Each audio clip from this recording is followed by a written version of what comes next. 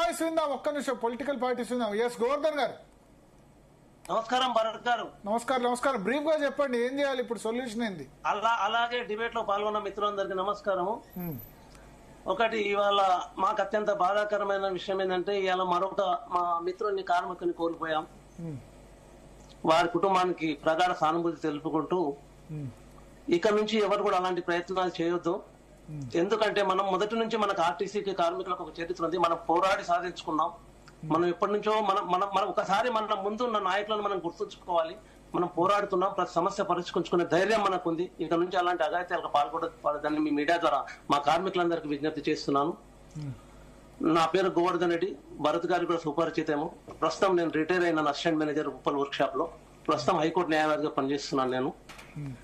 అసలు సమస్య ఈ స్ట్రైక్ స్టార్ట్ కావడానికి ప్రధానమైనటువంటి కారణం ఏంటంటే ఒక 5. ఒకటి, పని భారం. రెండవది, సిబ్బంది సరిగా లేకపోవడం. బస్సులు పెంచకపోవడం. ఈ ఈవీ ఏవైతే బస్సులు ప్రవేశపెడుతున్నారో వాటి వల్ల మాకు ఉద్యోగ భద్రత ఉండదేమని చెప్పి కార్మికులలో వస్తున్నటువంటి సందేహాలు. అసలు కార్పొరేషన్ ఈవీ బస్సులు వస్తే ఉంటుందా, అసలు ప్రశ్నార్థకంగా మారిన కార్పొరేషన్. అలాగే వేతన సవరణ. అలాగే ఇంకొకటి ఏంటంటే ఈ యొక్క ఏదైతే హామీ ఇచ్చారో మేనిఫెస్టోలో, ఈ పక్క రాష్ట్రంలో కలిపినప్పుడు మాకు కూడా విలీనం చేస్తే ప్రభుత్వంలో మెర్జ్ చేస్తే బాగుంటుంది అనేది అదొక సమస్య. ఎప్పుడైతే పనిభారం పెరిగిందో మీకు అందరికీ తెలుసు, కార్మికులు ఎక్కడ చూస్తారండి పనిభారం పెరిగినప్పుడు? నాయకుల కొరకు చూస్తారు, తల్లి లాంటి యూనియన్ కొరకు చూస్తారు. ఇవాళ అటువంటి కార్మికుల హక్కులు కాలు రాసి యూనియన్లను రానియకుండా, ఎంటర్టైన్ చేయకుండా, వాళ్ళకి ఎన్నికలు నిర్వహించకుండా ఇలాంటి పరిస్థితులు. యూనియన్ వల్ల ఆ యూనియన్ లో ఉన్న వాళ్ళు, డిపోలో ఇన్ఛార్జ్ ఉన్న వాళ్ళు ఆఫ్ డ్యూటీలు చేసుకుంటారు తప్ప యూనియన్లు కూడా నిజంగా కార్మికుల గురించి ఫైట్ చేస్తున్నాయా? అందరూ పనిచేస్తున్నారు సార్. ఇంకొక విషయం సార్, నేను ఒక 5 పాయింట్లు గుర్తింపు సంఘ యూనియన్ కాదు, 20 యూనియన్లు ఉన్నాయి. ప్రస్తుతం క్యాబినెట్ సబ్ కమిటీ తోటి మధ్యాహ్నం మార్నింగ్ కమిటీ తోటి మాట్లాడారు. ఇప్పుడు మళ్ళీ జరుగుతుంది, ఏం ఫలితం వస్తుందో చూద్దాం.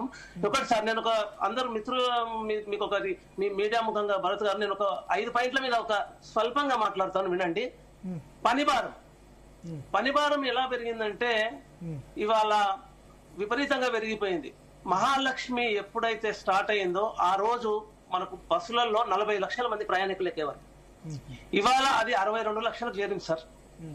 కానీ ప్రయాణికులు పెరిగారు, కానీ దానికి తగ్గ బస్సులు పెరగలేదు, సిబ్బంది తగ్గిపోయారు. ఎక్కడ పెరుగుతారు? ఎప్పుడైతే విభజన జరిగిందో తర్వాత 49,000 ఫ్రీ బస్సు పెడితే ఉన్న వాళ్ళందరూ దానిలోనే కుక్కి ట్రావెల్ చేయాలనేది ప్రభుత్వ అభిమతం ఉంటది. ఎందుకు దానికోసం బస్సులు ఎందుకు పెంచరు? ఇంకా అవసరమైతే ఫ్రీ బస్సులు కాకుండా ఫ్రీ బస్సు వర్తించని బస్సులు పెంచుతారు, అప్పుడు రెవెన్యూ పెరుగుతుందని. రెవెన్యూ పెరగాలి సార్. ఈ ఫ్రీ బస్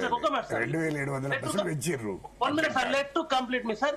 ఒకటి, ఇంకోటి సార్, ఈ ఫ్రీ బస్సులు మహాలక్ష్మి ద్వారా మాకు రావాల్సిన ఆదాయం 490 కోట్లు. అలాంటిది ఇవాళ బడ్జెట్ లో 4,000 పెట్టారు. సుమారుగా మాకు 6,000 కోట్లు రావాలి. అందులో కేవలం 4,000 కోట్లే వస్తున్నాయి. ప్రభుత్వం ఆనాడు ఏం చెప్పారంటే బడ్జెట్ ద్వారా మీకు సమకూరుస్తామన్నారు.